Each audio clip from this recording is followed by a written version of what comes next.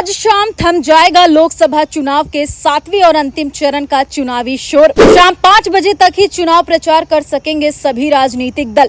1 जून को लोकसभा चुनाव के 7वें और अंतिम चरण का होगा मतदान।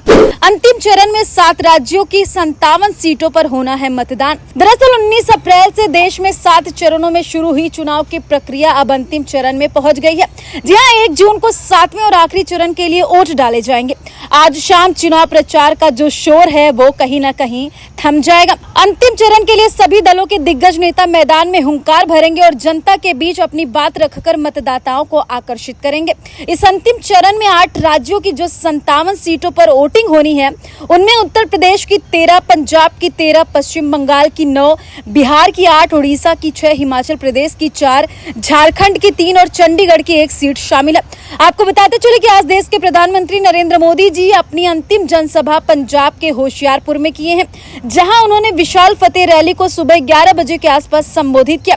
वहीं कांग्रेस के प्रचारक राहुल गांधी भी उड़ीसा के बालेश्वर जिला में चुनाव प्रचार किए। वहीं आपको बताते चले कि सपा प्रमुख अखिलेश यादव महाराजगंज में इंडिया गठबंधन के प्रत्याशी वीरेंद्र चौधरी के समर्थन में रैली को संबोधित किए।